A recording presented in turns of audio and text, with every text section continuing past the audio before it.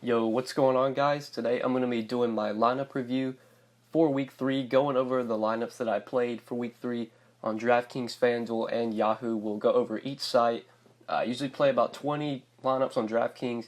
I usually play about 20 on FanDuel, but didn't this week. I don't know why, but I didn't see a 20 max contest on FanDuel this week.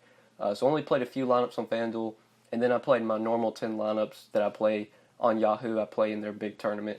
So we'll go over my lineups, talk about the guys that I had the most exposure to for Week 3, the guys that did really well for me, the guys that disappointed for me. We'll be sure to cover it all.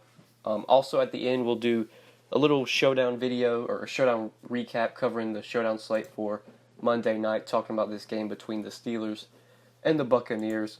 But before we do get started, guys, would appreciate it if you would drop a like on the video. If you are new to the channel, make sure you hit that subscribe button. Would also really appreciate it. But yeah, let's look at my DK lineups. It was actually a pretty solid week on DraftKings. Played 20 lineups in the play action. Cashed about 14 or 15 of them. Only didn't cash like 5 or 6. Really solid week. My highest scoring lineup was a 185 right here. Had Breeze, or just had like a full game stack of the Falcons-Saints game. Had Breeze, Coleman, Kamara, Ted Ginn, Sanu, and Michael Thomas. So 6 players from that game. Then I rounded out my lineup with George Kittle, Wendell Smallwood, who is a guy that I got on late in the week, got on him sort of late Saturday night, Sunday morning, just because he was 3K. We knew Clement was a little banged up, so there was a chance that Smallwood was going to get some work. It wasn't just going to be all Clement, so I did like Smallwood. He actually did pretty well for 3K. He got 18 DraftKings points. Then I played the Ravens defense. But just going through my exposures, talking about the plays that I was the heaviest on this week. Overall, my highest exposed player was Kamara. I had him in 67% of my lineups, I think. And obviously, he did really well. It's a great spot for Kamara. He was facing a Falcons team that gives up so many receptions to running backs. I know the Falcons play the Bengals Week 4. If Joe Mixon is not able to play and we get Bernard getting all the work, then Gio Bernard's going to be a great play Week 4 against the Falcons. But pass-catching running backs, just play him against the Falcons. Played Kamara. Week 3 had some exposure to Christian McCaffrey. Week 2 will probably be on plenty of Gio in Week 4, or Mixon, whichever running backs gets the start. But really like Kamara. He was my highest exposed player. I think my next highest exposed player, I believe, was Latavius Murray. I'm not quite sure. It was either Murray or Eric Ebron. I kind of ate that chalk with both of those guys. Obviously didn't really work out well. I didn't have a ton of them. I think they were like both about 30 or 35%. Also did have a lot of Tyler Boyd, which really helped out. He was 3,700 and put up 28 DraftKings points. He did really well, which as you can see, I kind of spread my ownership around, especially at quarterback this week. The most exposed quarterback I had was Matt Ryan, and then I had Mahomes, Breeze, Russell Wilson, and I think Cam Newton all in at least like 4 lineups. Really spread my ownership around. I had like 13% Mahomes, 13% Breeze, 13% Russell Wilson. Had a little Deshaun Watson, a little Carson Wentz, but that was really where I went at quarterback. Running back, it was mainly Kamara, had some Gio Bernard, had some Tevin Coleman, had some Kareem Hunt at 6K. Kind of liked him this week. Obviously, Latavius Murray, had a little McCaffrey, not a ton. And then Clement was another guy I had a lot of exposure to. Those were kind of the running backs I played this week. Receiver, I think my highest exposed receiver was Julio Jones at 30%. It was either him or Tyler Boyd. Played them in a lot of lineups. Obviously, Julio wasn't great, but Tyler Boyd did really well. Had some Will Fuller, especially in the lineups where I played not Russell Wilson, where I played Deshaun Watson. Had plenty of Will Fuller. Did have a little bit of the Seahawks receivers. Had some Brandon Marshall, some Tyler Lockett as well. Especially Tyler Lockett. I think I wound up with about 15-20% Lockett. Same with Devin Funchess. I think I wound up with about 15-20% Devin Funchess. And then the guys that I kind of just sprinkled in, like Marquise Goodwin, I had in a couple lineups. Keenan Allen, I think I played in like 2 lineups. Same with Ted Ginn, especially in games where I stacked the Falcons-Saints game. I had Ted Ginn. Had some Sanu, but not a ton. And that was kind of where I went at receiver. Had Cooper Kupp in maybe like 1 or 2 lineups. Odell, I know I played in a couple lineups. Geronimo Allison in the lineups where I didn't play Tyler Boyd, or if I really wanted 2 cheap receivers, I looked at Geronimo Allison. Sanu I mentioned. But that was kind of where I went at receiver. Had some A.J. Green, especially in game stacks of that not the Falcons, the Panthers and Bengals game. I did game stack that game in a couple lineups. Had like Newton, Bernard, Funchess, Green. So I did have a little AJ Green, but I think that was pretty much it for receiver. I'm just going to scroll through my lineups like as I talk, so that way if you guys want to look at them, you can. But tight end, for me this week, it was mainly Eric Ebron. That's where I went. And most of my lineups just thought he was really cheap. Should have got the targets with Jack Doyle out. Obviously didn't get a ton of targets, but got some catches towards the end of the game, so he didn't totally bust. 8.3 DK points, that's fine at 3,400. Obviously that's not going to win you a tournament, but I was just kind of glad that he was able to definitely get at least a few points. George Kittle, he was my second highest exposed tight end, I believe. Then kind of mixed it in with Ertz in a few lineups, Hooper in a few lineups, Kelsey in some of the lineups where I played. Patrick Mahomes, I know I had some Mahomes to Kelsey stacks. Had Kelsey in like 3 or 4 lineups. But tight end for me was mainly Ebron, Kittle, Kelsey. Those were the kind of the guys I played. Defense this week, really spread my ownership around a defense. But I think my highest exposed defense was the Cardinals. Had some Ravens exposure, had some Texans against the Giants. Ravens, Texans. Had some Jaguars, Vikings, big disappointment. Against the Bills, Vikings overall were just a disappointment. A lot of the players from the Vikings like Murray, Thielen, Diggs, Cousins, just really, really disappointing week from them. I wasn't that high on like the receivers for the Vikings, but I did obviously have a lot of Latavius Murray, and that was really disappointing. But Vikings defense, pretty bad outing from them. Did have some exposure to them. Jaguars, Cardinals. It's mainly the Cardinals though. That was the team I was the highest exposed to on defense. So these are my lineups for week 3. This is how I did. It was a profitable week on DK. I think I had like a 40% ROI. Pretty solid week. But we'll go ahead and move to FanDuel, where I didn't play that many lineups today, or for FanDuel in week 3, just because their 20 max contest. I didn't see it in the lobby, and that's what I usually like to play. So I just played a few lineups in the Sunday Million. I cashed 5 out of 6, which is pretty solid. But we'll just go through these. It's kind of similar in my exposures as it was on DK. My best lineup, we'll pull it up here.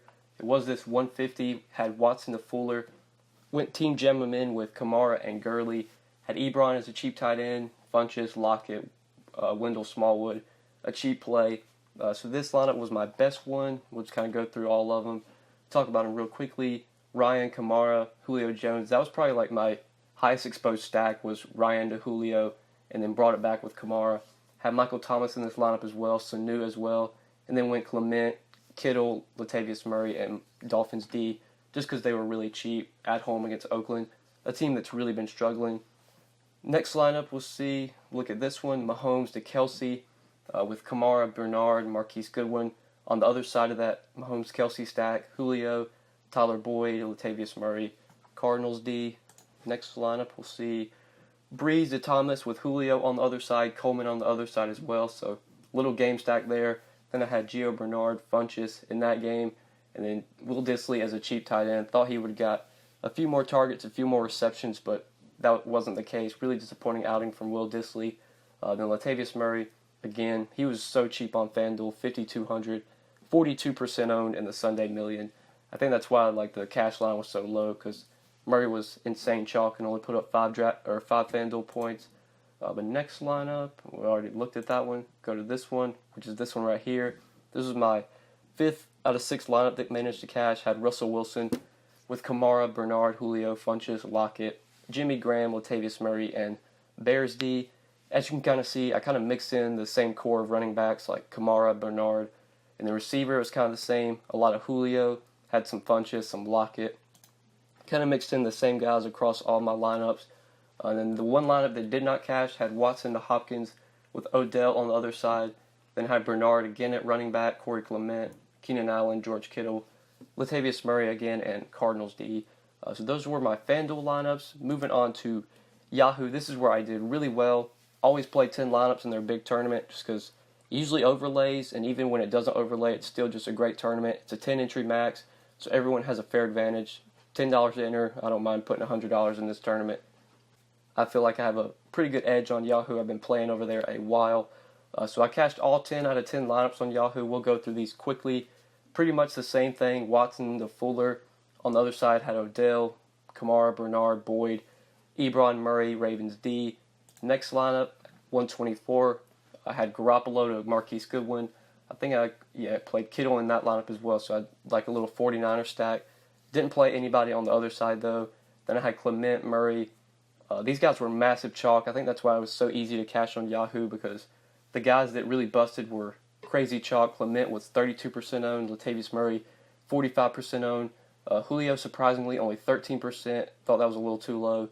Tyler Boyd was only 4% owned. He put up 22 fantasy points on Yahoo. That's kind of the main reason I cashed, because I had a lot of Tyler Boyd on Yahoo. I think he was almost minimum price, if not close to it.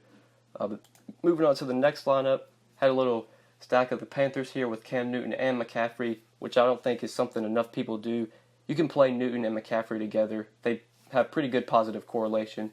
Played Newton and McCaffrey. On the other side, had Gio Bernard and A.J. Green. So sort of did a little game stack of that game. Then I had Kamara, Allison, Lockett, Ebron, and Ravens D. Next lineup, 131, had Matt Ryan to Julio, and that game had Kamara on the other side. Like I said, that was my highest exposed stack, Ryan to Julio with Kamara. And Latavius Murray, T.Y., Will Fuller, Ebron, Clement, and Ravens D. Ravens D, I think, was minimum priced on Yahoo, so I played them in a lot of lineups. Ryan to Julio, Kamara, same thing in this lineup. Then I had McCaffrey, Tyler Boyd, Funches, Ebron, Clement, and Cardinals D. That was one of my better lineups. I think it like 5x'd value. I think this was my best lineup on Yahoo. 162 had Breeze, Kamara, and Julio in that game. Then I had Gio Bernard, Lockett, Tyler Boyd, Kittle, Clement, Ravens D. But kind of the same thing across all these Yahoo lineups. You see like the same core of Kamara, Tyler Boyd. These were guys I played in a lot of the lineups that I used on Yahoo. Had some McCaffrey in a lot of my Yahoo lineups as well. But that's pretty much it for Yahoo.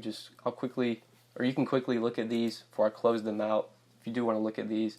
But I think that's it for Yahoo. Let's go ahead and take a look at this Showdown Slate. It's pretty much covered all my lineups that I played for Week 3. So now we'll talk about this Showdown Slate pretty quickly. Where we want to go, I feel like we're obviously going to want to pay up for Antonio Brown. It's a good matchup for him and Big Ben against a Buccaneers defense that is really not good. I love AB here. Love James Conner as well. These are two guys I think you definitely can play together. They have pretty positive correlation. It's not like if AB has a big game, then Conner's going to disappoint. I think we saw Week 1, AB put up like 25 DK points against the Browns, and Conner put up like 30-something.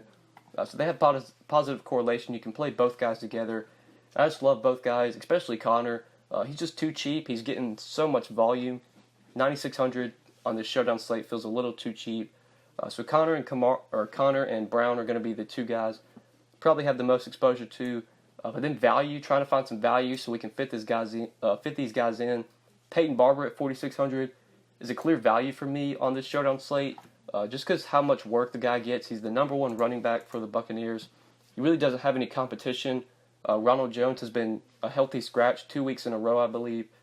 And in those 2 weeks, Peyton Barber's got Week 2 against the Eagles, tough matchup, still got 18 touches. Week 1 against the Saints, got 19 touches. He's obviously not been good for fantasy, but he's still a cheap running back that's going to get nearly 20 touches or more. So I do like Peyton Barber, especially if a lot of people are going to play Fitzpatrick. I will not be playing Fitzpatrick on the Showdown Slate. Much rather play Big Ben. And if Fitzpatrick's going to be major chalk, and if he doesn't throw for 4 touchdowns and say Barber runs in 2 touchdowns, then obviously that's a huge advantage over the field. Because I know a ton of people are going to play Fitzpatrick, and I will not be one of them. He's one of the clear fades for me this week. But you do have Roethlisberger up top who you can play, obviously. He's probably my favorite quarterback. Definitely would play him over Fitzpatrick. But I do like some of the Buccaneers receivers, especially with their prices, like Deshaun Jackson. With his big playability, you definitely have to consider him in Showdown.